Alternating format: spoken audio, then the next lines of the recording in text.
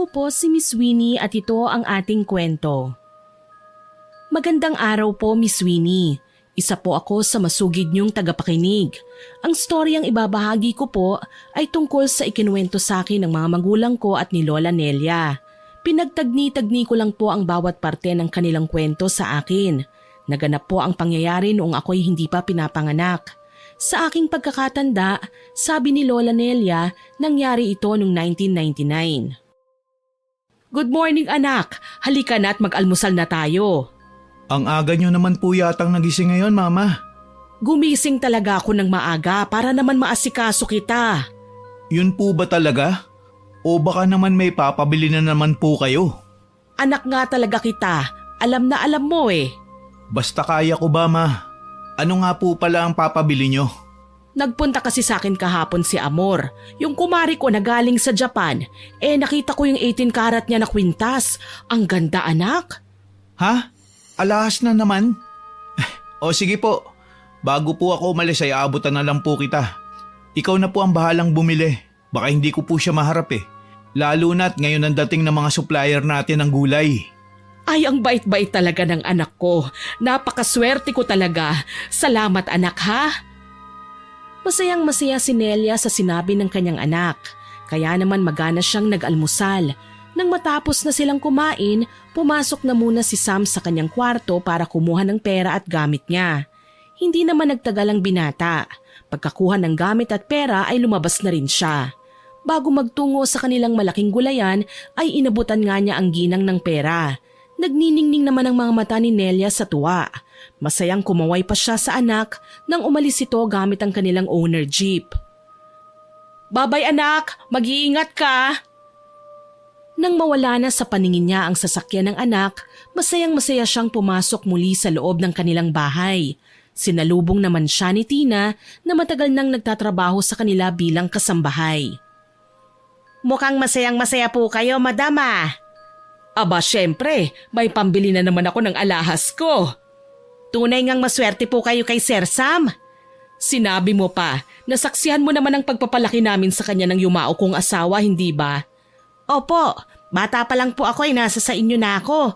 Nasaksihan ko po kung paano niyo punuin ang pagmamahal ang binata kong amo. Oo nga pala, baka gabihin ako mamaya. Bibili ako ng bago kong kwintas eh. Mamamasyal na rin kami ng mga amiga ko. Ikaw na munang bahala rito sa bahay ha? Opo. Lumipas ang mga araw, isang gabi umuwi si Sam kasama si Dang, ang kanyang nobya. Kilala naman ito ni Nelia na kasintahan ng kanyang anak. Pero ngayon lang niya dinala ang dalaga sa kanilang bahay. Mas madalas na si Sam ang nagpupunta sa bahay nila Dang. Pero hindi niya pinagtuunan ng pansin yun. Basta masaya siya. Bukod sa nabili niya ang gusto niya, ay nakakapagyabang pa siya sa mga kumari niya. Kumusta ka na, Dang? Ngayon ka lang yata nadalaw dito ah. Ayos lang po ako. Medyo abala lang po ako sa pwesto namin sa palengke ng karnihan. Oo nga pala, kamusta ang meat shop ng magulang mo? Nakakabawi na ba kayo sa pagkalugi? Opo, sobrang laki po ng utang na loob namin kay Sam sa pagtulong niya po sa amin noon. Ma, dito po kakain ng hapunan si Dang ha. Walang problema, mabuti na lang at masarap ang pinaluto kong ulam. Kung hindi baka napahiya pa ako. Ma, hindi naman maarte si Dang. Kahit na, sandali at ipahahanda ko ng hapunan. Tina, maghanda ka na ng hapunan. Ilabas mo na ang mga espesyal na kubyertos ko. Hindi pa nagtatagal ay lumabas nga mula sa kusina si Tina. Tulak-tulak niya ang isang trolley tray na naglalaman ng mga pagkain. Nang makalapit na siya sa lamesa, iniayos niya ang mga pagkain at maging ang mga kubyertos na kulay ginto. Hugis bulaklak din ang mga pinggan nila na inilatag sa harap ng tatlo. Nagtataka namang napatingin si Dang sa kanyang nobyo. Tingin na nagtatanong, hindi naman napigilan ng binata ang matawa. Mahal, normal yan. Ganyan talaga si Mama pag may importante siyang bisita. Bakit? Hindi ka ba nagagandahan? Mahal ang bili ko sa mga yan. Hindi po. Hindi po yun ang ibig kong sabihin. Parang masyado lang pong sosyal. Ay nako, dapat masanay ka na, lalo na kung ikakasal kayo ng anak ko. Hindi pwedeng hindi bongga ang mga gamit sa bahay. Ma, simple lang naman po si Dang. Naninibago lang po siya. Kaya nga dapat ay masanay na siya. Hay nako, kumain na nga tayo. Mas masarap ang potsero kapag mainit. Naging hudyat yon para magsimula na silang kumain. Sa kalagitnaan ng pagkain nila, patuloy lang sa pagyayabang si Nelia sa mga alahas at mga gamit niya sa bahay. Panay lang naman ang tango ni Dang, habang si Sam ay hindi na lang nakikinig sa mga sinasabi ng ina. Pagkatapos ng araw na yon, mas napapadalas ang punta ni Dang sa bahay ng mag-ina. Hindi naman problema yon kay Nelia. Ang mahalaga ay naibibigay pa rin ng kanyang anak ang kanyang kapritsyo. Isang araw ng linggo, hindi nagbukas ng pwesto si Sam. Niyaya niya ang kanyang ina na mamasyal, pero tinanggihan niyo ni Nelia. May iba kasi siyang gusto. Ma, pasyal tayo. Matagal na rin tayong hindi lumalabas eh. Wag na anak, pero may hihilingin sana ako eh. Ay nako, mukhang malaki-laki po ang hihingin nyo ah. Pang down payment lang naman anak. Naalala mo ba yung ninang mo? Nakabili siya ng bahay at lupa ron sa bagong subdivision. Magandang investment yun. Ang alam ko po, hindi pa tapos ang pagpapatayo ng mga bahay dun. Isa pa, wala nang available na house and lot. Pwede namang magpa-reserve na tayo eh. Magbibigay lang tayo ng kalahati. Ma, hindi biro ang halaga ng mga ganyan. Saka hindi ako sigurado kung sapat na ang ipon ko.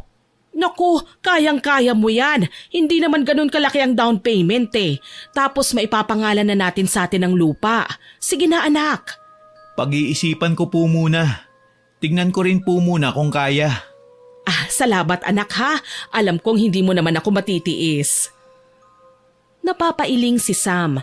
Alam niya sa sarili niya na pwedeng masaid ang ipon niya. Pero wala siyang magawa. Alam niyang maganda naman ang gusto ng kanyang ine. Lalo na at lumalaki ang halaga ng mga lupa sa panahong yun. Ilang oras pa ang lumipas at tinahak na nila ang daan papunta sa bangko para maglabas ng pera. Pagkatapos doon ay dumiretso sila sa sinasabi ni Nelia na subdivision. Namangha rin si Sam. Bukod sa bago pa lang ang subdivision, maganda rin ang lugar. Malapit sa lahat. Naiisip na ng binata na darating din ang araw na siya rin ang makikinabang sa lahat ng luho na iyon ng kanyang ina. Ang ganda rito, hindi ba? Sosyal pa ang lugar. Mukhang maganda nga po. Anak, huwag ka nang magdalawang isip. Balang araw mapupunta rin naman sa'yo ang lupa na to. Paghahanda na rin sa future. Tama ba ako? Sige, pero kailangan muna natin makipag-usap sa namamahala rito. Tinungo nila ang opisina ng namamahala sa subdivision. Madali lang ang naging proseso ng mga yon. Iba talaga ang nagagawa kapag may hawak ka ng pera. Nang matapos nila ang pag-i-inquire ay ipinakita na sa kanila ang mga pwesto na available pa. Isa na nga roon ang pinakakantong pwesto. Hindi na nag-isip si Nelia at kaagad na pinili ang lugar na yon. Bukod sa maganda ang pwesto ay malapit pa sa pinakabukana. Hindi na rin sila nagtagal doon. Simula ng araw na yon ay wala nang ginawa si Nelia kung hindi magyabang ng magyabang sa mga kumari niya. Hindi rin siya natitigil. Kahit pa nga ang kaharap na lang niya ay ang kanilang kasambahay na si Tina. Grabe, nasasabik na ako. Pag nakaipon na ulit si Sam, bahay naman ang hihilingin ko sa kanya. Ay naku madam, hindi naman po kayo kayang tiisin ni Sir Sam eh. Paniguradong makakapagpatayo po kayo ng mas magandang bahay. Tumpak, pagagandahin ko talaga. Tapos panay mamahaling gamit ang ilalagay ko. Sana po ako pa rin po ang kasama nyo pag nangyari po yun. Aba, nasa sayo yan. Kung hindi mo kami iiwan, ikaw pa rin ang mamamahala sa palasyo ko. Malakas na tumawa pa si Nelia, habang si Tina naman ay mas lumaki ang pagkakangiti. Sa buong maghapon na silang dalawa lang ang nasa bahay, panay ang pagyayabang ni Nelia. Ipinagyayabang din niya ang plano niya kapag naitayo na ang bahay. Lumipas pa ang mga linggo. Isang hapong umuwi si Sam, kasama niya ang kanyang nobya. Pero hindi kagaya ng dati na nakangiti ang dalawa. Mababakas din ang pag-aalala sa mukha ng binata. Kaya hindi nakatiis si Nelia na magtanong. Ayos ka lang ba anak? May sasabihin po sana kami sa'yo. May problema ba sa pwesto? Ay, wala po mama. Ano pala? Hay nako Sam, wag mo na nga akong pag-isipin pa. Ano ba kasi yun? Buntis po si Dang. Pero handa naman po akong panagutan siya. Kaya lang po nagalaw ko na ang ipon ko. Ano? Buntis si Dang? Paano? Naku naman Sam, alam mo bang obligasyon sa pagpapamilya? Ano bang plano nyo? Magpapakasal po kami, pero hindi pa po sa ngayon. Ano? Nakakahiya sa pamilya ni Dang. Ano na lang ang sasabihin ng mga tao sa akin? Naku, hindi pwede yan. Tita, magpapakasal naman po kami ni Sam eh. Wala pa lang po kaming ipon. Kaya baka pagkapanganak ko na lang po kami mag-aasikaso ng kasal. Hindi niyo ako naiintindihan eh. Paano kapag nahalata na ang tiyan mo? Baka may masabi sa amin ng mga magulang mo. Yun na nga po, ma. Kaya makikiusap po sana kami sa'yo. Kung pwedeng pansamantala ay dito muna kami. Kapag sapat na po ang ipon namin, saka po kami bubukod. Anong bubukod? Nakalimutan mo na ba na may lupa na tayo? Bahay na lang ang kulang doon. Kung makakaipon lang din kayo, pwede nyo namang patayuan ng bahay yon. So, pwede po bang dito muna kami? Syempre naman, mas kampante ako na nandito kayo. Mas mababantayan ko si Dang at ang magiging apo ko. Talaga po, mama? Yes! Nako, halika nga Dang. Maupo muna tayo at manood sa telebisyon. Tina, magluto ka ng tinola. Lagyan mo ng maraming malunggay ha, para maging healthy ang magiging apo ko. Napakamot na lang sa kanyang ulo si Sam. Hindi niya inakalang ganun kadaling tatanggapin ni Nelia ang kalagayan ng kanyang nobya. Masayang pinagmamasdan na lang niya ang dalawang mahahalagang babae sa buhay niya. Kinabukasan, maagang umalis si Sam. Naiwan sa bahay sina Nelia at Dang kasama ang kasambahay. Kaya nang magising si Dang ay natataranta siya. Ayaw niyang may masabi sa kanya ang biyanan. Ngunit paglabas pa lang niya ng kwarto ay bumungad na kagad sa kanya ang nakangiting mukha ni Nelia. Good morning, Dang. Kumusta ang tulog mo? Komportable ka ba naman sa bahay namin? Hindi ba malamok? O kaya mainit? Good morning po. Ayos lang po. Napakasarap nga po ng tulog ko eh.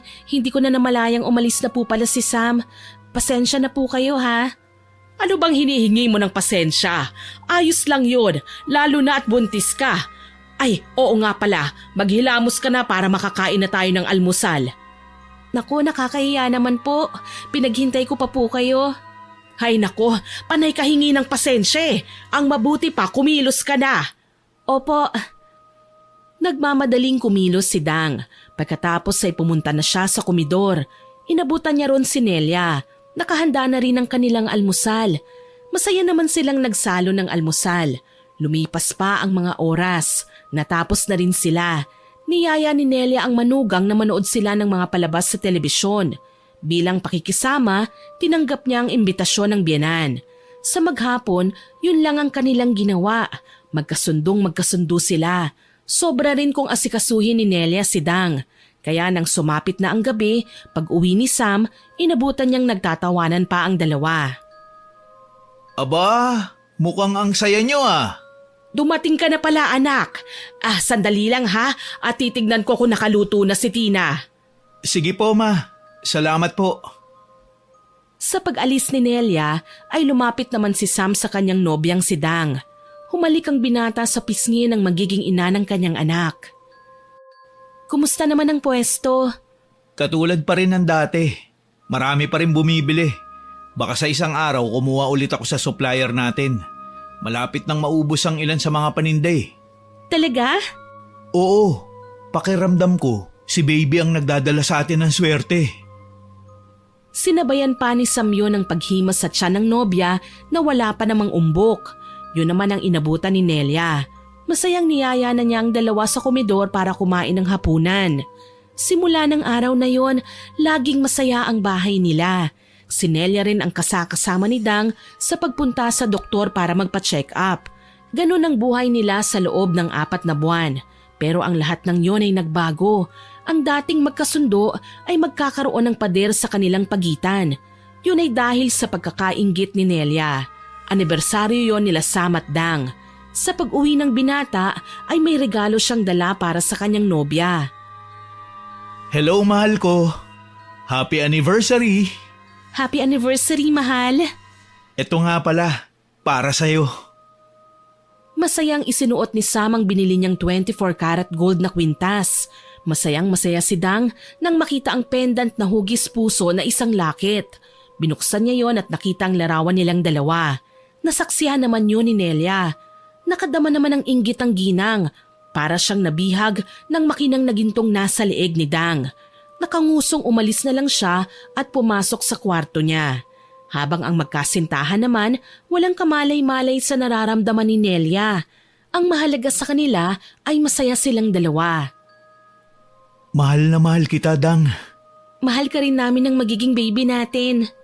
Alam ko, kaya sa susunod na buwan, bibili na tayo ng mga gamit ng baby natin. Oo nga pala, kailan ang sunod mong check-up? Next week pa. Gusto mo bang samahan kita? Naku, hindi na kailangan. Sinasamahan naman ako lagi ni Mama Nelia eh. Talaga? Oo, mahal. Napakabait ni Mama Nelia sa akin. Malaki ang pasalamat ko sa kanya.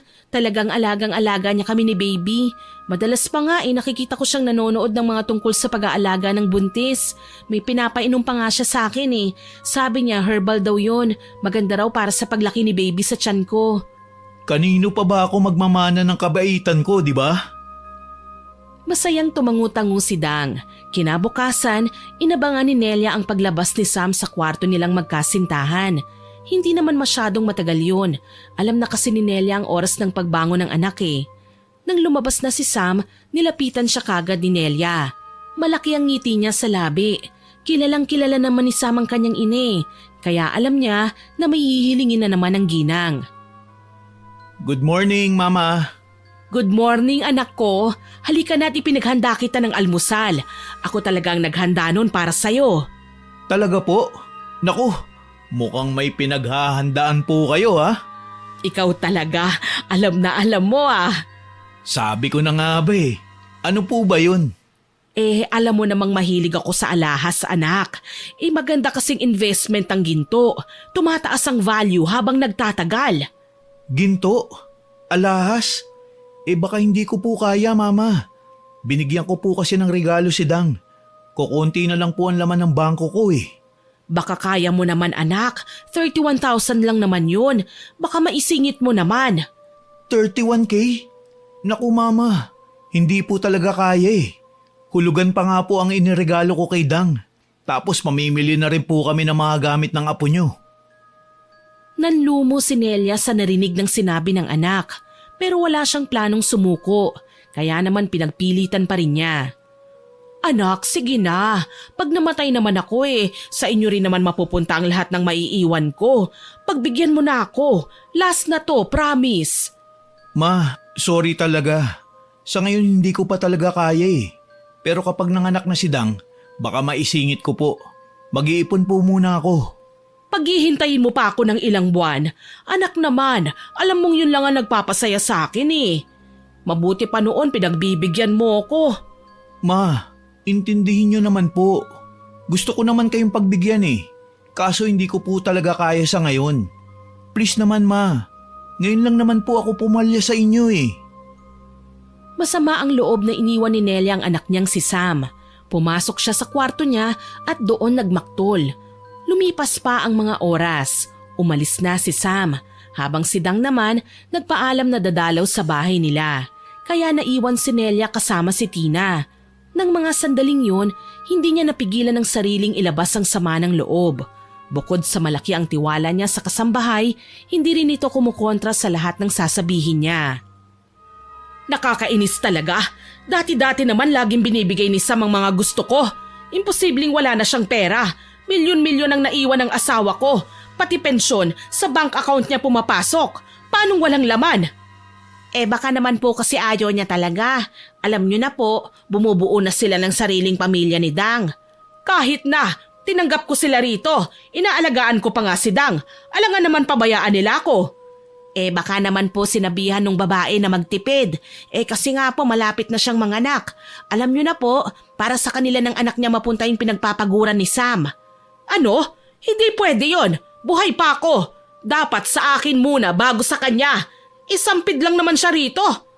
Naku, tama po kayo, madam. Kaya kung ako po sa inyo, huwag kayong pumayag.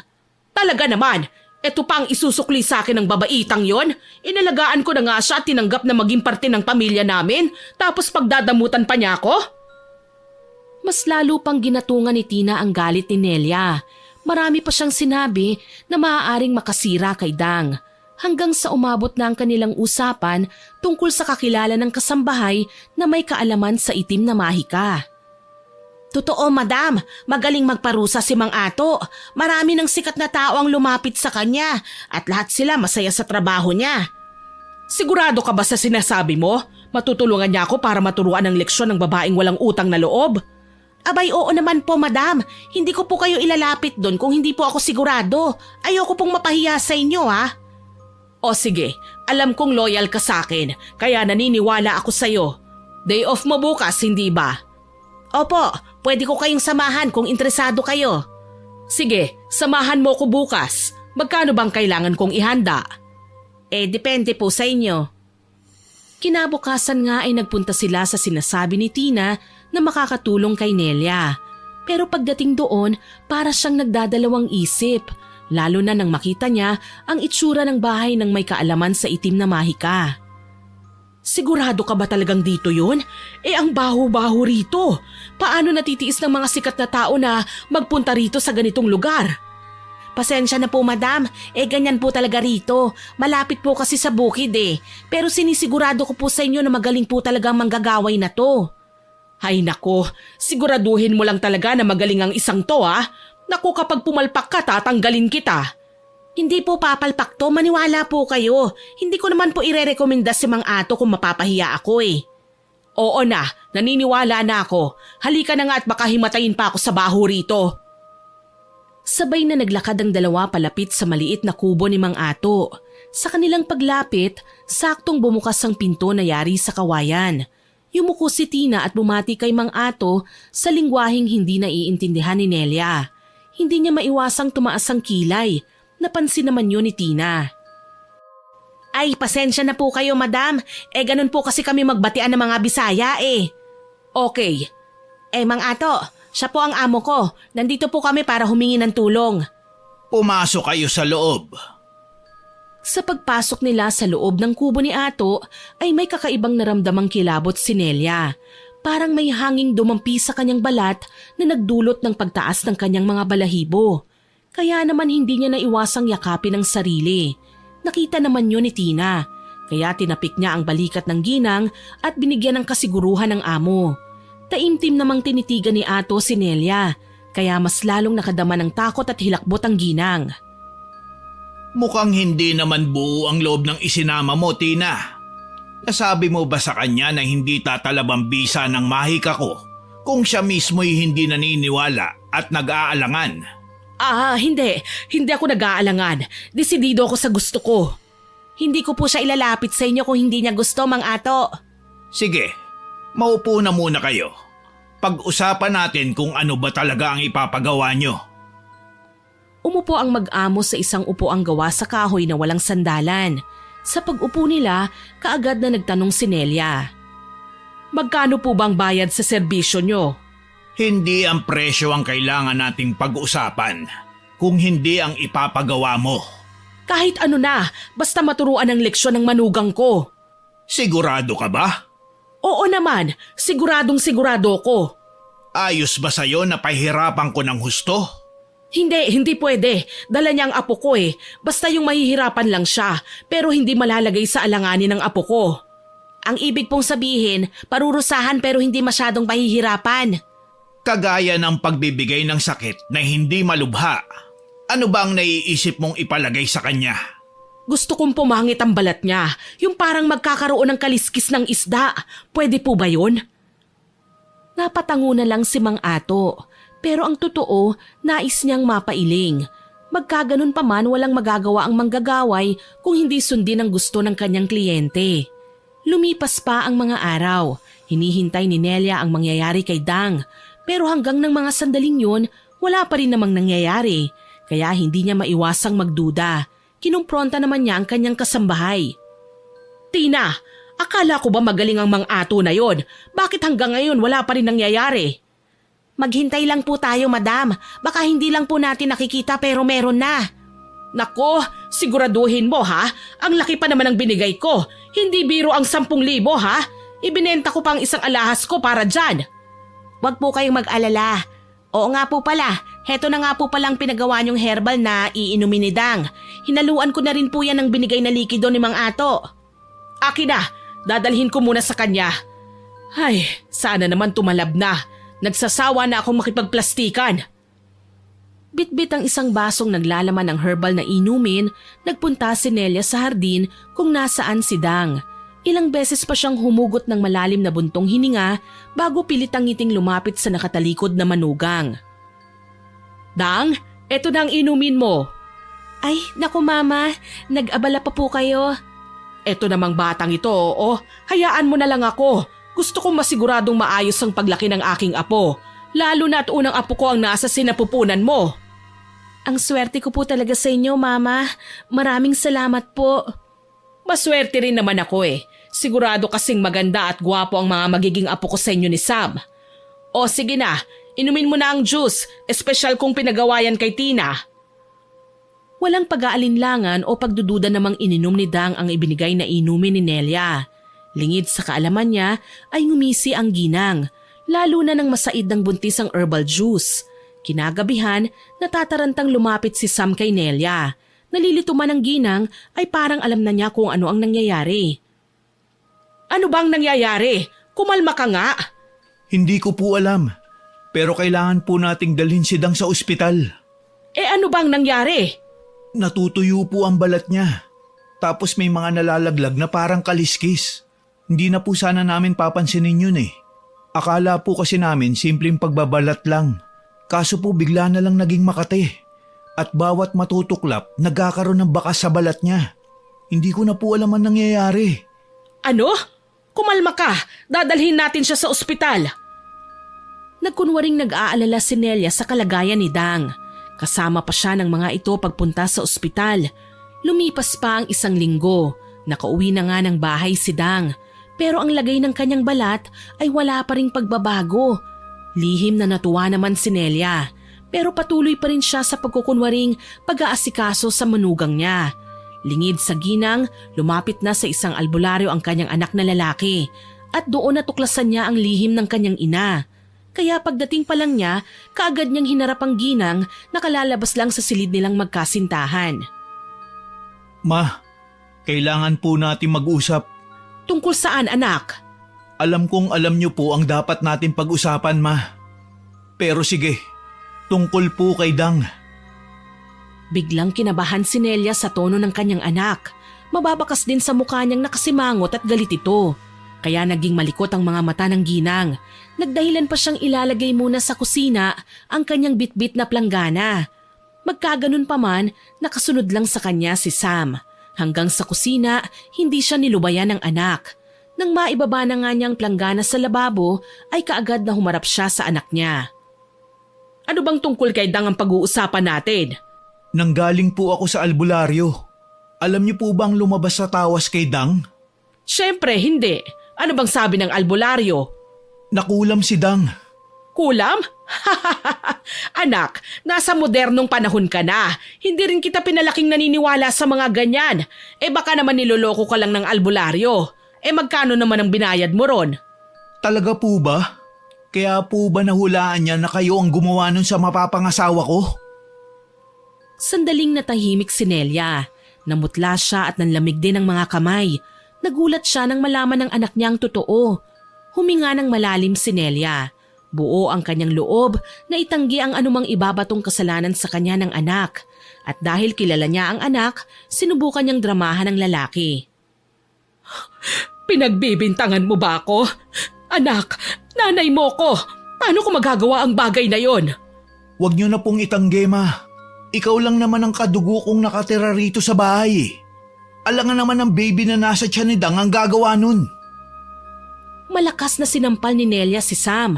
Nagulat pa silang dalawa sa nangyari, sapagkat yun ang unang pagkakataon na sinaktan niya ang kanyang anak. Nang makahuma siya, plano sana niyang lapitan ang anak, pero dumistansya ito sa kanya. Kinakabahan at natatakot. Yun ang nararamdaman ni Nelia ng mga sandaling yun. Anak, patawad. Hindi ko sinasadyang sampalin ka. Nabigla lang ako. Nasaktan lang ako sa pagbibintang mo sa akin. Talagang itinatanggi niyo pa? Tanggap ko po ang pagsampal niyo sa akin. Pero hindi ang pagsisinungaling. Nakalimutan niyo na po ba ang sinabi niyo sa akin nung bata pa ako? Masamang magsinungaling. Walang lihiman po sa atin. Tayo lang ang magkakampi. Pero ngayon, hindi ko na po alam kung magkakampi pa po tayo. Anak, makinig ka naman sa akin. Hindi kita niloloko. Hindi ako nagsisinungaling.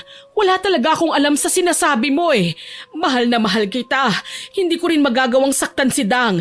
Hindi lang dahil sa nobya mo siya, kung hindi dinadala niya rin ang apo ko. Tama na, Ma. Alam ko na ang totoo. Bakit ba patuloy ka pa rin nagsisinungaling?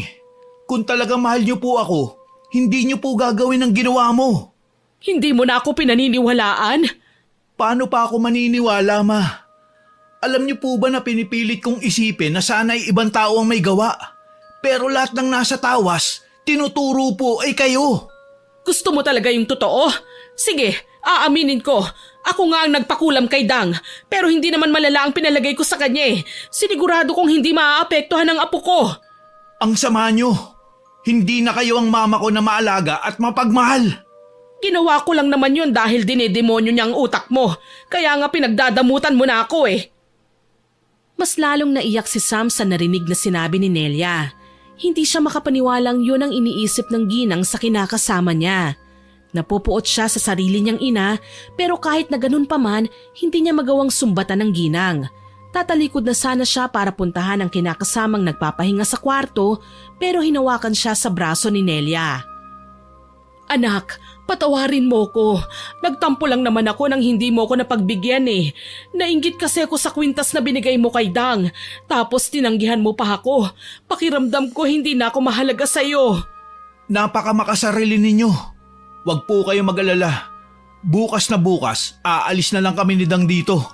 Ayoko mapahamak ang magiging anak ko dahil lang sa hindi ko kayo napagbigyan. Iiwan mo na ako? Pabayaan nyo na lang ako. Huwag din po kayo mag-alala. Wala kaming dadaling gamit dito sa bahay nyo. Nanlulumong napaupo si Nelia, habang si Sam naman ay tumalikod na at tuluyang nagpunta sa kwarto nila ni Dang. Kinabukasan ay talagang tinutuo nga ni Sam ang sinabi sa kanyang ina. Umalis sila ni Dang nang walang dala maliban sa mga damit nila. Hindi man sang-ayon doon si Dang ay hindi niya mapigilan ng nobyo, pero nag-aalala pa rin siya sa kanyang biyenan. Mahal, sigurado ka bang iiwan natin si Mama Nelia? Malulungkot yun. Nung una pa lang dapat ito na ang ginawa ko eh. Ang tanga ko kasi. Ano ba kasi ang pinagtalunan nyo? Bakit ba ayaw mong sabihin sa akin ang dahilan ng paglipat natin? Basta, ang mahalaga, bubukod na tayo. May nakausap na ako kagabi. May lilipatan na tayo. Doon mas maganda ang kapaligiran para sa inyo ni baby.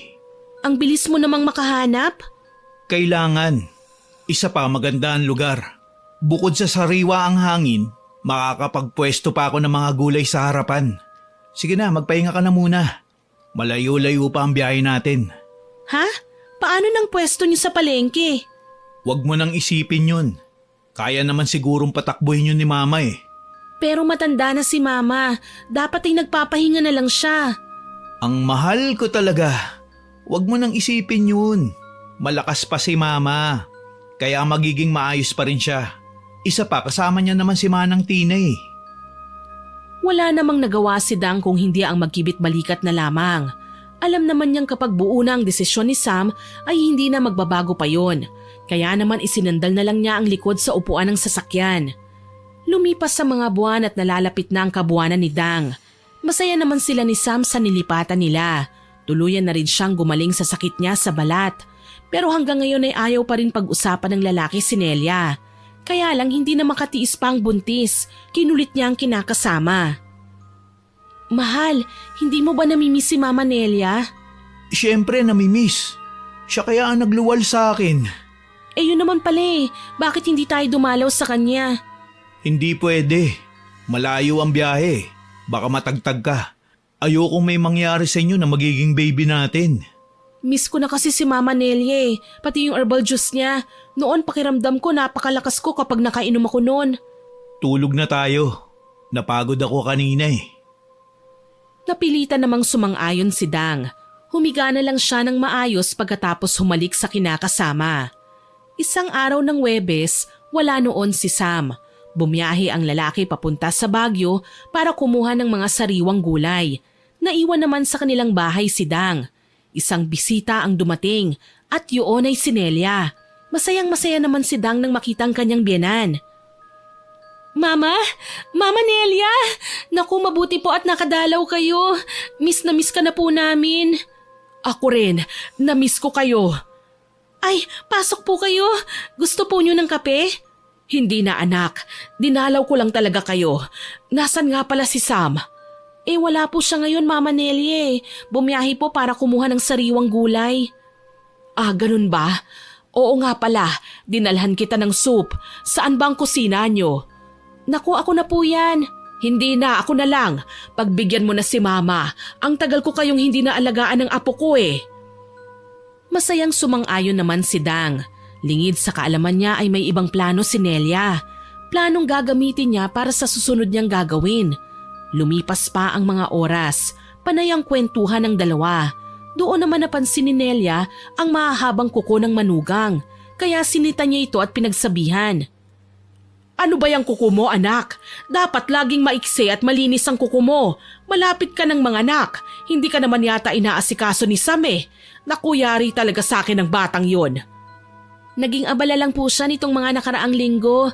Malinis pa naman po ang mga kuko ko dito sa kamay. Hindi ko lang po talaga kayang gupitan ng mga kuko ko sa paa. Ako na lang ang gagawa. Tutal ay gusto kong makabawi sa inyong mag-ina. Sumang-ayon na lang si Dang. Habang si Nelia naman ay masayang-masaya. Hindi dahil sa nakukuha na naman niya ang loob ng manugang, kung hindi dahil sa makakakuha siya ng kailangan niya. Lumipas pa ang mga oras, magdidilim na nun. Kaya nagpasya si Nelia na magpaalam na kay Dang. Tinangkang pigilan ng buntis ang kanyang biyenan. Pero nagdahilan na lang si Nelia na marami pa siyang aasikasuhin sa naiwang pwesto. Sa pag-alis ni Nelia ay siya namang dating ni Sam. Kaagad na ibinalita ni Dang ang pagdalaw ng biyenan. Namutla naman si Sam at kaagad na tinanong ang kanyang kinakasama. Bakit daw siya nagpunta rito? Saka paano niya nalaman kung nasan tayo? Ay, hindi ko na itanong eh. Masyado kasi ako naging masaya sa pagdating ni Mama Nelia. Pinagluto pa nga niya ako ng chicken soup eh. Ang sarap-sarap. Wala ka namang nararamdamang kakaiba? Ha? Wala. Bakit? May dapat ba akong maramdamang kakaiba? Wala. Wag mo nang isipin ang sinabi ko. May takot man sa dibdib ay inisip na lang ni Sam na hindi na gagawin ulit ng kanyang ina ang dating pagkakamali. Inialis na lang niya ang pagdududa at pag-aalinlangan kay Nelia. Habang si Nelia naman ay muling pumunta kay Mang Ato. Pero sa pagkakataong yun, mag-isa na lang siya. Lakas loob na kumatok siya sa kawayang pinto. Kaagad na bumukas naman yun at lumabas si Mang Ato. Ano na naman ang kailangan mo? Teka, hindi mo yata kasama si Tina. Hindi ko talaga siya isinama. Sige, pumasok ka at sa loob natin pag-usapan ang ipapagawa mo. Yun nga ang ginawa ni Nelia. Pumasok siya at dire-diretsyong umupo sa upuang walang sandalan. Sinabi na rin niya kagad ang pakay niya. Nandito ako para pagawan ulit ang manugang ko. Noong nakaraan, ibinalik sa akin ng albularyo ang pinagawa mo. Alam mo bang ilang araw akong hindi makatanggap ng mga kliyente dahil doon? Handa akong magbayad ng doble. Basta gusto kong baliwin mo si Dang. Hindi ako sigurado kung pagbibigyan pa kita. Paano kung ibalik na naman sa akin ang albularyo ang pinapagawa mo? May ibang paraan ba para hindi bumalik sa'yo ang mga pinagagawa ko? Merong isang paraan, pero delikado. Saka baka hindi mo kayanin ang kabayaran. Marami akong pera. Kayang-kaya ko kahit magkano. Malakas na tumawa si Ato. Para namang nainsulto si Nelia. Kaya naman sumimangot siya. Mas lalo pang nadagdagan ang inis niya nang tumayo ang manggagaway at nagtungo sa isang parte ng kubo kung saan maraming mga bote. Dala ng kuryosidad, sumunod naman si Nelia. Sa kanyang pagsunod ay nanghilakbot siya nang mapagtanto ang laman ng mga bote. Mga insekto yun at mga iba't ibang parte ng laman loob. Halos masuka pa siya nang makitang kumuha ng isang bote si Mang Ato at binuksan yun. Mang Ato, ano bang mga yan? Kung talagang desidido ka na sa desisyon mo, kinakailangan mapainom mo ang likidong pinagbabarang ko nito sa gusto mong ipakulam. Pero may kaakibat itong kabayaran. Handa ka ba sa kahihinatnan ng gagawin natin? Oo naman, hindi ako aatras. Kung hindi lang dumating sa buhay ng anak ko ang dang na yon, baka hanggang ngayon ay kasama ko pa ang anak ko. Nakukuha ko pa sana ang mga luho ko. Wala akong pakialam kahit ano ba ang maging kapalit. Ang mahalaga sa akin mawala si Dang. Pero gusto kong mabuhay ang apo ko, ha? Sige, tutulungan kita. Pero hindi mo na pwedeng bawiin ang ibibigay kong sakit sa kanya. Kapag nangyaring nagbago ang isip mo, hindi na kita matutulungan pa. Lalo na kung nakatanim na ang kulam. Naintindihan mo ba ako? Hindi ko po babawiin ang desisyon ko. Sige, ano ba ang ipapagawa mo? Gusto ko nga siyang mabaliw, mapuno ng takot at pighati. Gusto ko siyang mahirapan. Siguraduhin mo lang na hindi mapapano ang apo ko. Sige, mukhang hindi na nga magbabago ang isip mo. Tandaan mo lang na wala ng atrasan sa oras na masimulan ko na ang ritual. Sumang-ayon si Nelia. Kaya naman nagsimula na si Mang Ato sa pagdarasal sa mga anitong natatakpan lang pala ng kurtina. Pinanonood lang ng ginang ang ginagawa ng matandang manggagaway. Hindi man lang siya nangahas na gumawa ng kahit kaunting ingay. Habang pinapanood yun, nararamdaman ni Nelia ang unti-unting pag-init ng hangin sa kanilang paligid. May kakaibang amoy din siyang naaamoy, kaya naman napatakip siya ng kanyang ilong. Pero kahit na nakatakip na ang ilong niya, hindi pa rin nakaligtas ang ilong niya sa amoy ng malansa na may halong amoy asupre. Ilang oras din ang lumipas bago natapos si Mang Ato sa kanyang pagriritual. Inaantok na nga si Nelia na kanina lang ay nanonood pa. Tapos ko na ang ritual. Ginawa kong mas ligtas sa batang nasa sinapupunan ng manugang mo ang likidong ginawa ko. Hindi niya na kailangang inumin pa ito. Kailangan lang na maihalo sa ipapaligo niya. Mabilis ang bisa nito, kaya hindi mo na kailangan maghintay ng matagal. Oras lang at paniguradong tatalab na. Salamat, ito ang bayad. Kaagad na iniabot ni Nelia ang libu-libong pera kay Mang Ato. Nakangiti namang kinuha yun ng matandang manggagaway. Nang mahawakan na ang pera, ay doon lang iniabot sa ginang ang isang bote na may lamang likido. Napangiwi pa siya nang makitang kulay berde yon. Napansin naman yun ng manggagaway. Huwag kang mag-alala. Malinis ang bote. Hindi yon. Kaya lang hindi ba kukulay sa tubig ito kapag hinalo? Hindi. Kaya makampante ka. Sige na nga. Salamat. Matapos magpasalamat, umalis na rin si Nelia at umuwi na muna sa kanyang bahay. Pagdating sa bahay ay sinalubong naman siya ni Tina. Inasikaso siya ng kasambahay. Dinala siya sa komedor para ipaghain ng pagkain. Pero bago pa man umalis si Tina para kuhanin ng ulam, ay kaagad siyang kinausap ni Nelia. Nakakapagod, pero ang saya-saya ko. Mukhang maganda po ang kinalabasan ng lakad nyo ah. Nagkausap na po ba kayo ni Sir Sam?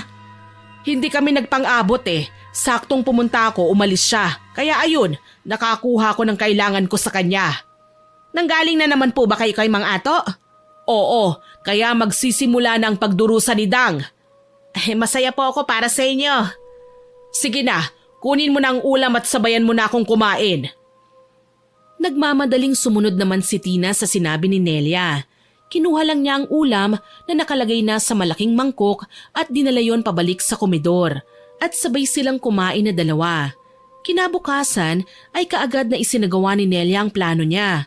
Muli ay pumunta siya kila Dang at kagaya ng nakaraang araw, mag-isa lang sa bahay ang buntis. Doon ay isinagawa na niya ang kanyang plano. Nagpanggap siya na tutulungan si Dang sa pagligo para mahilod ang likod ng manugang. Nahihiyaman si Dang ay pumayag na lang siya lalo na sa sinabi ng biyanan. Malapit ka ng mga anak, kaya dapat ay masanay ka na may nag-aasikaso sa'yo. Kung magkakaayos kami ng asawa mo, ako rin ang mag-aalaga sa inyo ng apo ko. Okay po, Mama Nelia. Napangisi si Nelia nang tumalikod na si Dang. Hindi niya inakalang ganun niya lang kabilis maisasagawa ang kanyang mga plano. Sumang-ayon pa ang mabait at inosenteng ugali ng kanyang manugang, kaya walang kahirap-hirap na naisagawa niya ang masamang balak. Nang maisagawa na nga niya ang kanyang masamang balak, umalis na rin si Nelia. Nagdahilan na lang siya sa manugang na nagkaroon ng problema sa pwesto kaya kailangan na niyang umalis. Walang kamalay-malay si Dang na sumang-ayon na lang sa sinabi ng biyanan, Kaya ngiting tagumpay na umalis si Nelia. Pero hindi pa man siya nakalalayo ay muli siyang lumingon sa bahay nila Dang. Patawarin mo ko, Dang, pero kailangan kong gawin to para sa sarili ko. Pag nawala ka na sa landas namin, paniguradong mamahalin ulit ako ng anak ko. Makukuha ko ang lahat ng gusto ko. May bonus pa nga dahil may apo ko. Matapos sabihin yun ay umalis na siya ng tuluyan. Hinintay na lang niya ang mga magaganap sa oras na tumalab na ang bisa ng pinagawa niya. Kinagabihan, bigla na lang nakaramdam ng pagkahilo si Dang. Sinabi niya yun kay Sam. Inalalayan naman siya ng kinakasama. Pero ihihiga pa lang siya sa kanyang higaan ay bigla na lang nangisay si Dang. Nataranta naman si Sam. Tulong! Mga kapitbahay! Tulungan niyo po kami! Kaagad namang may tumulong sa kanilang mga kapitbahay. Bubuhati na sana nila si Dang para madala sa ospital nang huminto sa pangingisay ang babae. Ilang kalalakihan na ang sumubok na iangat siya pero hindi nila magawa. Napapailing na lang ang mga tumulong dahil pakiramdam nila hindi ordinaryo ang nangyayari kay Dang. May nagsabi pa na baka nasasaniba ng buntis. Hindi naman naniniwala si Sam sa mga ganoong bagay, kaya nakisuyo na lang siya sa isang matanda na pinagrerentahan nila ng bahay. Nanay Tere, pakitignan lang po muna ang asawa ko ha. Tatawag lang po ako ng doktor. Tumango naman ang matandang babae. Hudyat naman yon para umalis na si Sam. Mabilis ang kanyang naging kilos. Gamit ang owner jeep type ay tinahak niya ang malubak na daan palabas ng baryong kinalalagyan nila. Habang sa dati nilang bahay ay masayang nagdiriwang si Nelia kasama si Tina. Paniguradong tumalab na ang bisa ng pinagagawa ko. Walang duda, ma'am. Magaling at mapagkakatiwalaan si Mang Ato. Ilang araw lang ay paniguradong babalik na sa akin si Sam. Makakasama ko na rin sila ng aking apo. Alam niyo na po bang kasarian ng magiging apo niyo? Hindi pa. Hindi ko naitanong noon kay Dang eh. Pero sa palagay ko babae. Magandang magbuntis si Dang eh. Hindi ko rin siya nakitang namamanas. Hindi rin naman nangingitim ang batok niya. Kaya sigurado akong babae ang magiging apo ko. Sa wakas po, magkakaroon na ng prinsesa ang bahay na ito, madam. Mukhang maswerte po talaga kayo sa buhay.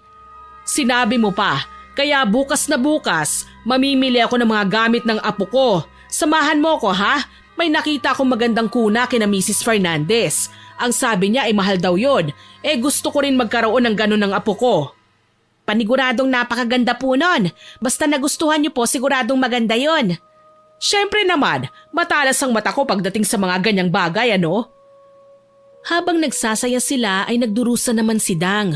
Muli sa bahay kung saan sila nakatira ni Sam ay tinitignan na siya ng doktor. Pero walang masabi ang doktor na sakit o ano paman sa kalagayan ni Dang. Kaya sinabi ng doktor na mas makakabuti kung dadalhin na lang sa ospital ang babae. Hindi naman nagdalawang isip si Sam na subukang buhatin ng minamahal. Pero kagaya ng nangyari kanina ay ganun pa rin. Mabigat si Dang. Hindi man lang nila maiangat ang katawan ng babae. Ang ilan pa sa mga kapitbahay ay sumuko na rin. Habang nababawasan ng mga tao sa bahay nila, bigla na lang nagwala si Dang. Mga halimaw! Layuan niyo ako! Huwag kayong lalapit! Hindi niyo makukuha ang anak ko! Mahal ko, ano bang sinasabi mo? Sam, mahal! Kukunin nila ang baby natin! Hindi ka papayag, hindi ba? Mahal, walang kukuha sa anak natin. Shh! Huwag kang maingay! Maririnig ka nila! Baka mamaya dumating pang mga aswang at kainin kami ni baby! Nalilito at naguguluhan si Sam sa mga sinasabi ng kanyang kinakasama. Wala sa loob na napatingin siya sa doktor na napanganga sa nasaksihan. Kung hindi pa nagtanong si Sam ay hindi pa matatauhan ng doktor. Dok, ano po ang nangyayari sa asawa ko? Napabuntong hininga ang doktor at sinabing nagkaroon ng hallucination si Dang. Pero ibang sinabi ng matandang pinagrerentahan nila ng bahay. Sinabi pa ng matanda ay baka nasasaniban si Dang. Hindi alam ni Sam kung ano bang iisipin niya ng mga sandaling yun. Niyakap na lang niya si Dang ng mahigpit. Wala namang ibang ginawa ang babae kung hindi ang umiyak habang inililibot ang paningin sa buong paligid. Lumipas pa ang mga araw. Mas lalong lumalala ang lagay ni Dang. Madalas na siyang nagigising na takot na takot. May pagkakataong pang sigaw ng sigaw ang babae. Hindi na rin nakakapagtinda ng mga gulay si Sam. Buong oras niya ay nilalaan na lang niya sa pag-aalaga kay Dang. Nabalitaan naman yun ni Nelia, kaya pumunta siya sa bahay ng kanyang anak. Plano niyang kumbinsihin na lang ang anak na umuwi na. Pero nasa malayo pa lang siya ay naririnig na niya ang malakas na sigaw ni Dang. Mababakas sa boses ng babae ang takot at paghihirap. Pero dahil doon ay biglang nakaramdam ng kakaiba sa kanyang dibdib si Nelia. Ano ba itong nararamdaman ko? Bakit parang ang bigat-bigat? Hindi ba ito naman ang gusto kong mangyari? Bakit parang pinupunit ang puso ko sa mga sigaw ni Dang? Ay, wala lang ito. Kailangan kong puntahan sila. Gusto kong makita ang lagay ni Dang. Tama, baka nasasabik lang ako sa muling pagbabalik sa akin ng anak ko. Nagpatuloy sa paglalakad si Nelia. Ilang sandali pa, nasa harapan na siya ng bahay nila Sam at Dang. Kumatok siya ng malakas. Hindi naman nagtagal ay bumukas ang pinto sa harapan niya. Bumungad ang pagod at wala pang ligo na si Sam. Nanlalalim na rin ang mga mata ng lalaki. Labis na awa ang nararamdaman ni Nelia sa nakikita. Hindi niya inakalang ganito ang epekto ng mangyayari sa anak niya. Anak, anong nangyari sa'yo? Ma, ano po ang ginagawa niyo rito? Dadalaw lang sana ako sa inyo eh. Alam ko kasing malapit ng mga naksi. Napahinto si Nelia sa kanyang sinasabi nang marinig nila ang malakas na sigaw ni Dang mula sa loob ng kwarto. Natataranta namang pumunta roon si Sam habang naiwan sa harapan ng pinto si Nelia. Napahawak pa siya sa kanyang dibdib at dahan-dahang humakbang para sumunod sa anak. Sa bawat hakbang niya, parang tinutusok ang puso niya. Hindi niya alam kung bakit. Nang marating niya ang pinto ng kwarto nila Dang at Sam, ay nanlaki ang mga mata niya. Napatakip pa siya ng bibig. Kitang-kita niya ang nakakaawang itsura ni Dang. Panay na ito sugat sa katawan, maging sa muka. Hinawakan pa ni Sam ang kamay ng kinakasama, sapagkat pilit na kinakalmot ng babae ang kanyang mga hita. Bakit ganito? Ma, pasensya na po. Pero pwede na po kayong umalis. Hindi ko kayo makakausap sa ngayon. Ano bang nangyayari? Mahal, tulungan mo ako. Tanggalin natin ang mga bukol. Bukol? Nag-hallucinate na po siya.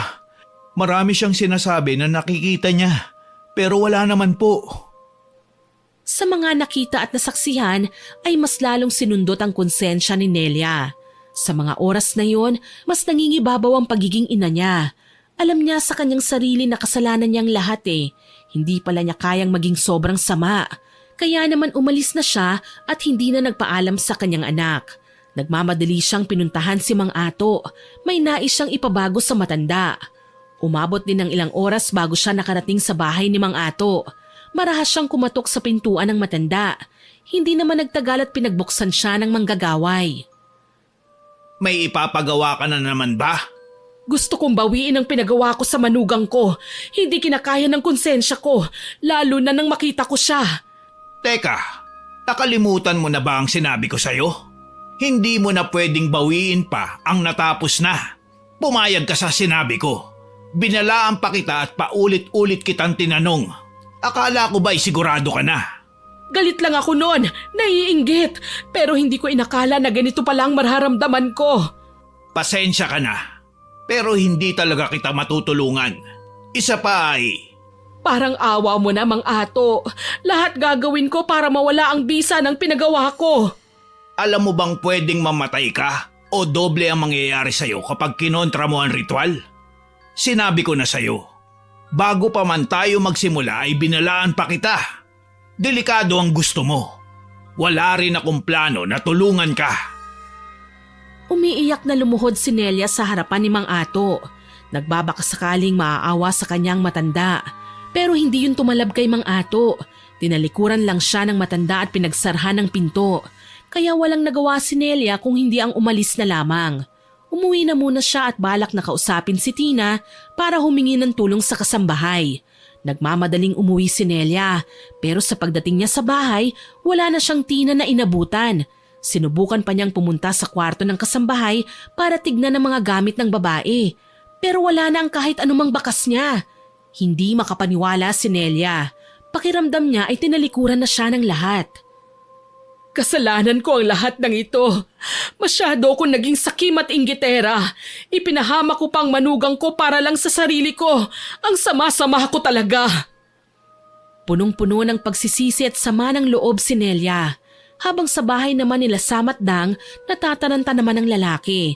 Dahil pumutok na ang panubigan ni Dang. Kasabay pa nun ay pagkahimatay ng buntis. Dahil doon ay nadala nila ng ospital si Dang.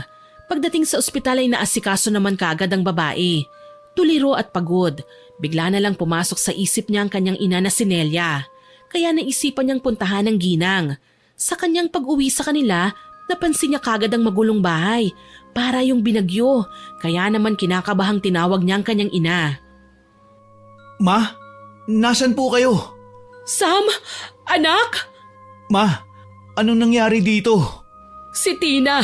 Tinakasan ako ni Tina. Tinangay niya ang ilan sa mga alahas ko. Ano? Paano nagawa yun ni Manang Tina? Nasaksihan niya ang paglaki ko. Pinag-aral niyo pa siya ni Papa. Si Dang, bakit ka nandito? Bakit iniwan mo si Dang? Ang apo ko. Nasa ospital sila. Manganganak na po si Dang. Gusto ko po sanang sabihin sa inyo ang magandang balita. Kaya lang... Hindi na natapos pa ang sinasabi ni Sam nang bigla siyang hilahin ni Nelia pabalik sa kanyang sasakyan. Pagkasakay pa lang sa owner niya, kaagad na sinabihan niya ang anak na pumunta na kagad sa ospital. Dalian mong magmaneho. Puntahan natin ang manugang ko at apo ko sa ospital. Hindi na nga nag-isip pa si Sam at mabilis nang pinaandar ang sasakyan. Ilang minuto rin ang biniyahe nila bago narating ang ospital. Nang maiparada ng sasakyan ay malalaki ang hakbang ng dalawa. Lumipas pa ang mga oras. Nakapanganak na nga ng isang malusog na baby girl si Dang. Pero wala pa ring malay ang babae. Habang si Sam naman ay karga ang anak nilang babae. Nakatitig lang si Nelia. Natatakot siya na hawakan ng apo niya. Lalo na at mas nakukonsensya siya. Kaya naman nagpa siya siyang mag-isip ng paraan para mapawalang bisa ang kulam kay Dang. Hindi na niya napansin pa na kinakausap na pala siya ni Sam. Ma, ayos ka lang po ba? Ha? Anong sabi mo? Tinatanong po kita kung gusto niyo pong kargahin ang apo niyo. Papayag kang hawakan ko ang bata kahit alam mong may ginawa akong masama sa mama niya? Kayo pa rin po ang mama ko.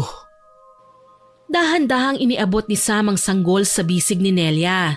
Naiiyak namang tinanggap yon ng ginang. Walang pagsidla ng saya na nararamdaman niya. Dahil doon, mas lalong lumambot ang puso ni Nelia. Mas lalong nabuo ang pasya niya na hanapan ng solusyon ng problema na siya naman mismo ang may gawa. Walang araw na nagpahinga si Nelia. Kung saan-saan siya naghanap ng makakatulong sa kanya. Ang mga araw ay umabot ng mga linggo.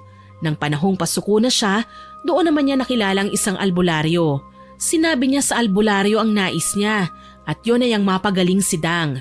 Hindi naman siya nagkamali ng natagpuan dahil ilang araw lang simula nang makilala niya yon ay pinatrabaho niya na kagad ang pagpapagaling kay Dang at bumalik na sa normal ang manugang. Yun nga lang, unti-unti nang bumalik sa kanya ang kasalanan niya. Mukhang ito na ang kabayaran sa mga kasalanan ko. Kung ito man, buong puso ko itong tatanggapin. Nasa ganoong pag-iisip siya nang marinig niya ang pagbukas ng pintuan nila. Bumungad sa kanyang nakangiting anak at manugang. Pero panandali ang ngiti lang yun. Dahil nang makita siya ng magkasintahan ay nagulat ang dalawa. Nagmamadaling nilapitan ni Sam ang ina. Mama, ano pong nangyari sa inyo? Wala ito anak. Tumatanda na kasi ko eh. Ano bang ginagawa niyo rito? Namiss na raw po kasi kayo ni Dang. Pero wag niyo pong ibay ng usapan. Ang mabuti pa, dadalhin ko po kayo sa ospital. Hindi na. Hindi ako mapapagaling ng doktor. Mama Nelia, nag-aalala lang po kami sa'yo. Mahal, mabuti na lang pala naalala ko si Mama. Ang mabuti pa, dumito na muna tayo para maalagaan natin si Mama Nelia. Magandang ideya yan. Di ba po, Ma? Hindi nakaimik si Nelia. Bagkus ay naiiyak siya. Pero natatakot din siya. Hindi niya alam kung ano ang magiging reaksyon ng dalawa sa oras na malaman ng mga ito na siya ang nagpahirap noon kay Dang. Maraming katanungan ang naglalaro sa isipan niya. Naghahalo-halo rin ang emosyon niya. Kaya nagpa siya siyang hindi na muna ipaalam sa mga ito ang ginawa niya. Lumipas pa ang mga buwan at mas lalong lumala ang lagay ni Nelia. Kung ano-ano na ang tumutubo sa kanyang balat. Magkaganon pa man, matyaga siyang inalagaan ng magkasintahan, lalo na ang manugang niyang si Dang. Isang araw, habang nililinisan ni Dang si Nelia, ay napansin ng babae na mas pumapayat ang kanyang biyenan. Panay na rin ang kamot ng ginang. May mga tumutubong butlig sa buo niyang katawan, pero hindi yon ang nakakuha ng atensyon ni Dang, kung hindi ang bukol sa sintido ng ginang. Mas lumaki yon. Akmang tatawagin na sana niya si Sam, pero pinigilan siya ni Nelia. "Huwag mo nang tawagin si Sam. Baka pilitin na naman niya akong magpadoktor." "Pero lumalaki na po ang bukol niyo, ma. Dumadami na rin po ang mga butlig niyo sa katawan. Hindi pa rin po kayo nakakakain ng maayos." "Hayaan mo na. Hindi rin naman magtatagal pa ang buhay ko." "Mama Nelia, wag naman po kayong magsalita ng ganyan. Tandaan niyo po, may apo po kayong naghihintay sa paggaling niyo." "Anak, may gusto sana akong aminin sa iyo eh. Alam ko namang maiksi na lang ang oras ko sa mundo, kaya makinig kang mabuti." "Ma, makinig ka. Alam kong wala kang pinakitang pangit sa akin. Napakabait mo pa nga, kaya hindi ako nagtataka kung bakit minahal ka ng anak ko." "Swerte lang po talaga ako. Isa pa po, mabait din naman po kayo sa akin." "Hindi ako mabait. Inggitera ako at makasarili ako.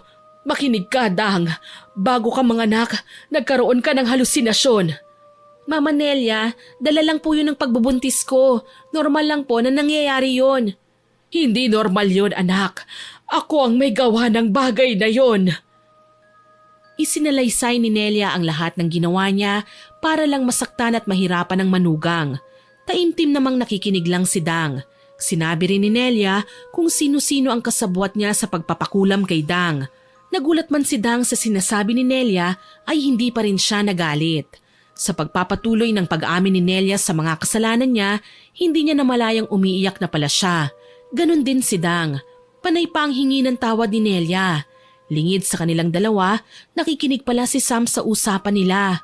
Hindi makapaniwala ang lalaki sa mga narinig niya. Pero mas naiintindihan na niya ngayon ang nangyayari. Kaya naman nag-isip na lang siya ng solusyon sa pinagdadaanan ng ina. Nasa ganoong senaryo siya nang bigla na lang lumitaw sa harap niya ang nagulat niyang kinakasama. "Sam? Kanina ka pa ba dyan?"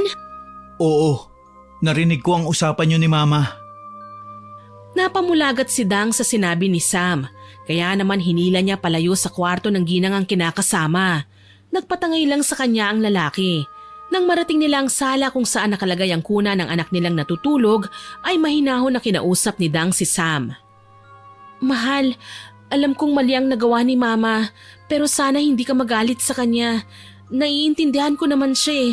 Siguro ganun lang talaga magmahal ang isang ina, lalo na't sanay siya na binibigay mo ang lahat ng hinihiling niya."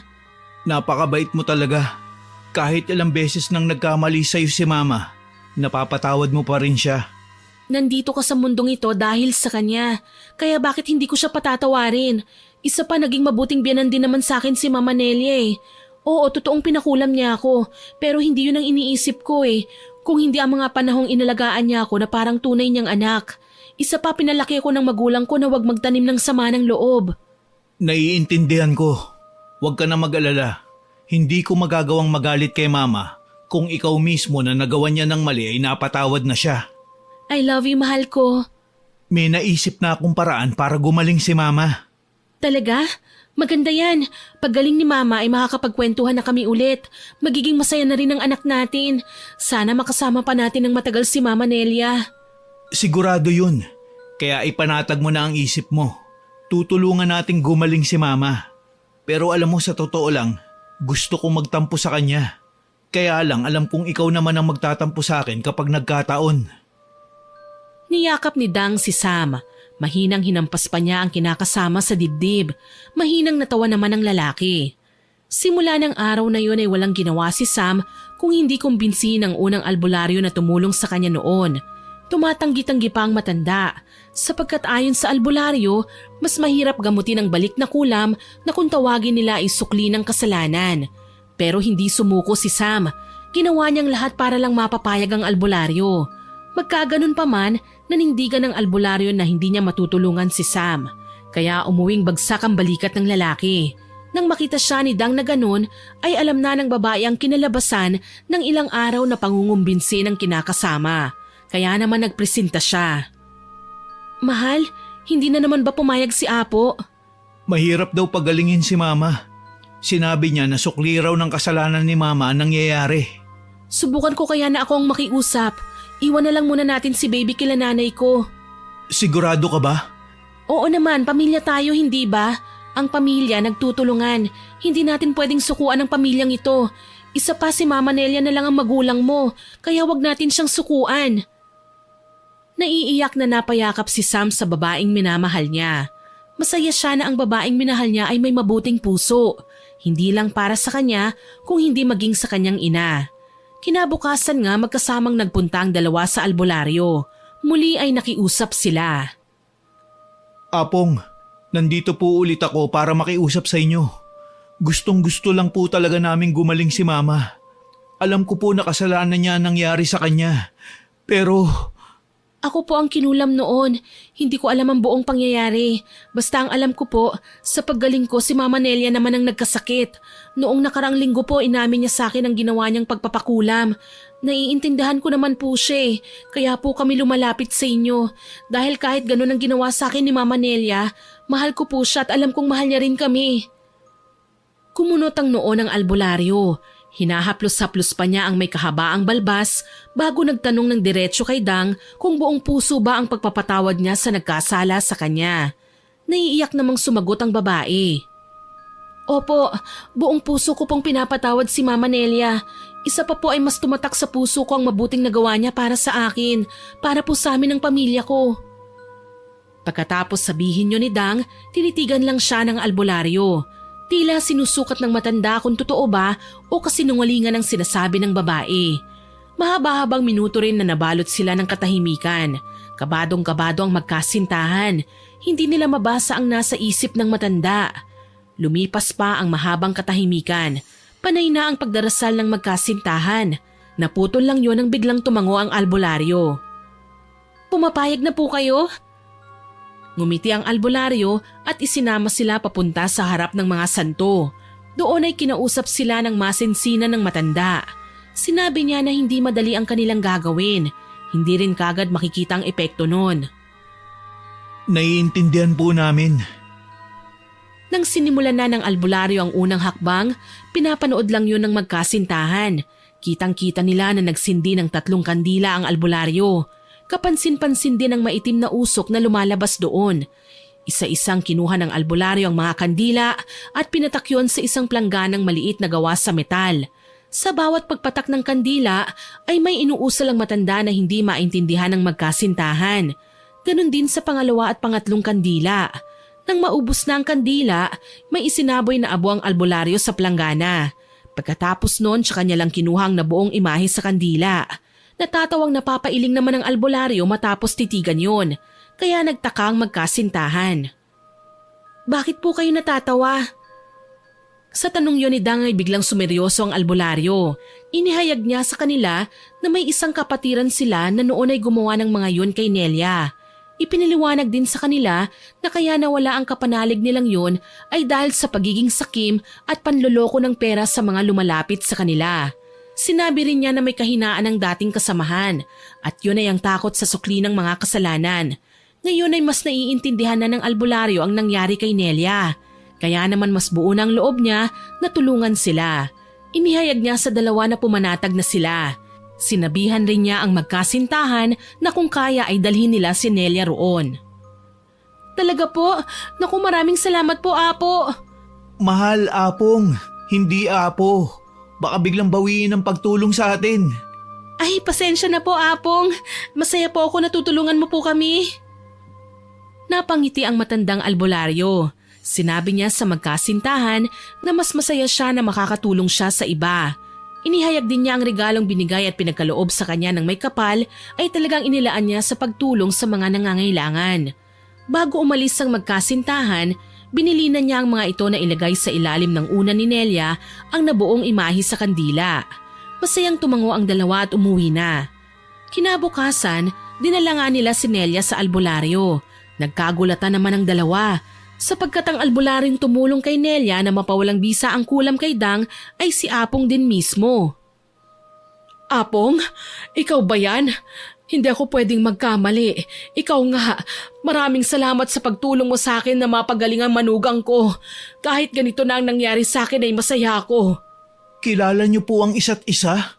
Siya ang tumulong sa akin na tanggalin ang pinagawa kong kulam kay Dang. Kung kilala niyo po siya, bakit hindi po kayo nagpagamot sa kanya? Tanggap ko ang kaparusahan ko. Isa pa'y sinabi niya naman sa akin ang pwedeng mangyari sa desisyon kong pagpapatanggal ng kulam. Kaparusahan ko rin ito sa pagiging masama ko. Ma, huwag niyo pong sabihin yan. Kailangan ka pa po namin. Kailangan ka pa po ng apo mo.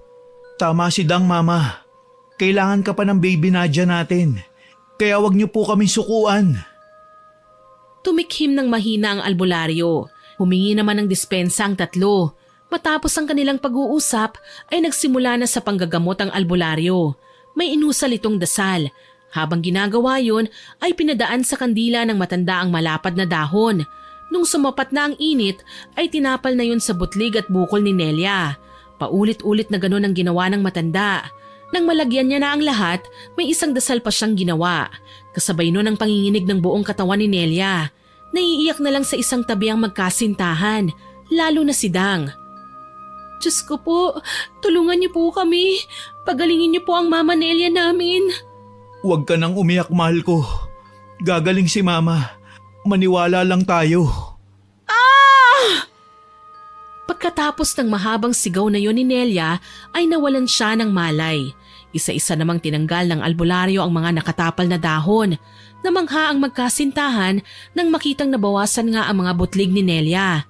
Lumiit na rin ang mga bukol, kaya naman napangiti sila. Pero sinabi ng albularyo na hindi pa tapos ang gamutan dahil hindi pa niya natatanggal ang lahat ng lason na ipinasa lang sa kanya ng tunay na salarin. At yun ay walang iba kung hindi si Mang Ato. Pero bubuti naman po ang lagay ni Mama, hindi ba? Ngumiti ang albularyo. Sinabihan silang pumanatag. Sinabi rin niya sa magkasintahan na hindi siya titigil hanggat hindi na ilalabas lahat ni Nelia ang pinasang lason ng tunay na salarin na siyang dapat na tumatanggap ng sukli ng kasalanan. Lumipas pa ang mga linggo. 3 beses nilang dinadala si Nelia sa albularyo hanggang sa araw na yon. Apong, nandito na kami para sa huling proseso ng gamutan. Oo nga pala, nagdala kami ng mga gulay bilang pasasalamat sa lahat. Ayaw mo naman kasing tanggapin ang mga binabayad namin sa iyo eh. Ipinaliwanag naman ng albularyo na hindi siya pwedeng tumanggap ng bayad. Paraan niya raw yun para maging mabilis at mabisa ang gamutan. Sinabi rin niya na hindi simpleng gamutan ang ginagawa nila kaya mas lalong bawal ang tumanggap ng pera. Naiintindihan naman nila Nelia yon. Lumipas pa ang mga oras. Nakahiga na si Nelia sa papag kung saan siya ginagamot ni Apong. Oras din ang inabot. Mas matagal lang kesa sa mga naunang gamutan. Pero labis na natuwa si Sam at Dang nang makita si Nelia na gumaling na. Masayang inanunsyo na ni Apong na tuluyan ng gumaling ang ginang. Mama Nelia, magaling ka na po. Makakapag-banding na po tayo nila Nadia. Maraming salamat, Apong. Pakiramdam ko hindi lang ako basta gumaling. Lumakas pa ang katawan ko, lalo na ang tuhod ko. Apong, utang po namin sa inyo to. Maraming salamat po talaga. Kapag may oras po kayo, pumunta lang po kayo sa pwesto namin. Libre na po ang mga gulay kumpara sa inyo. Libre na rin po ang sahog. Sa paggaling ni Nelia ay nabago ang buhay ng kanilang pamilya. Mas naging masaya na sila. Sa tuwing makakaramdam ng inggit ang ginang, umiiwas na lang siya. Natatakot siyang maulit na naman ang mga pagkakamaling nagawa niya noon. Lumipas ang mga taon, malaki na rin ang apo ni Nelia. Napatayuan na rin nila ng bahay ang lupang pinabili noon ni Nelia. Masayang nagsasamang mag-asawa at hindi nila iniwan ang ginang. Bagkus ay sinama nila ang ina sa bagong bahay. Pinapaupahan na lang nila ang lumang bahay, kaya araw-araw ay magkasama lagi ang pamilya. Nadia, halika nga rito apo. Abay alam mong matanda na ang lola, hindi na kita mahahabol pa. Mama Nelia, maupo na lang kayo. Uminom po muna kayo ng juice, ako na pong bahala kay Nadia. Nako, masyado mo na naman akong inaalala eh. Kaya ko pa naman.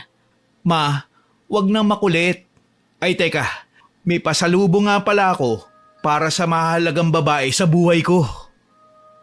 Mula sa bag na dala ni Sam, inilabas niya ang 3 maliliit na kahon ng alahas. Na unang nagbukas noon si Nadja. Dahil sa bata pa, inakala niyang laruan yun. Pero isa yung singsing na gawa sa ginto. Habang si Nelia naman, nag-aalangang kuhanin ng kahong iniabot sa kanya ng anak niya. Nang makita yun ng batang babae, ay siya na ang kumuha at nagbukas. Mula sa kahon, inilabas ni Nadja ang isang singsing na may diamanting maliit. Isinuot niya yon sa kanyang lola. Naku anak, hindi ko matatanggap ito. Hindi niyo po ba nagustuhan? Nagustuhan ko. Ano ka ba namang bata ka? Kaya alam kong mahal ito. Mas magandang inipon mo na lang sana para sa apo kong si Nadja. Ma, pagdating ng araw, sa kanya mo rin naman ipapamana eh. Kaya sa ngayon, gamitin niyo po muna. Sabi mo nga po, di ba? Ang lahat ng investment mo ay para rin po sa amin. So, bakit titipirin? Idinagdag mo na lang sana to sa pangkasal nyo ni Dang. Aba tumatanda na ako, lumalaki na rin si Nadja. Ano bang plano nyo? Mahal, hindi mo pa pala sinasabi kay Mama? Sinasabi ang alin? Nakangiting itinaas ni Dang ang isang kamay niya. Doon lang napagtanto ni Nelia na ikakasal na ang dalawa. Sobrang saya niya ng mga sandaling yun. Hindi niya napigil ang pagtulo ng kanyang luha. Tumayo siya at mahigpit na niyakap ang dalawa. Nakita naman yun ni Nadja kaya yumakap din siya sa kanila. Napuno ng tawanan ng buong bahay. Sa ngayon ay masaya na kaming namumuhay nila Lola Nelia, Miss Winnie. May kapatid na rin po ako. Mabait po ang mga magulang ko at maalaga ang lola ko. Kahit na ganun pa man ang nangyari sa nakaraan, ipinaliwanag naman sa akin ng mga magulang ko na masama nga ang ginawa ni Lola. Pero hindi siya sobrang sama. Lagi rin nilang bilin sa akin na magpatawad. Pinalaki rin naman nila kung huwag tingnan ng isa o dalawang masamang nagawa ng ibang tao.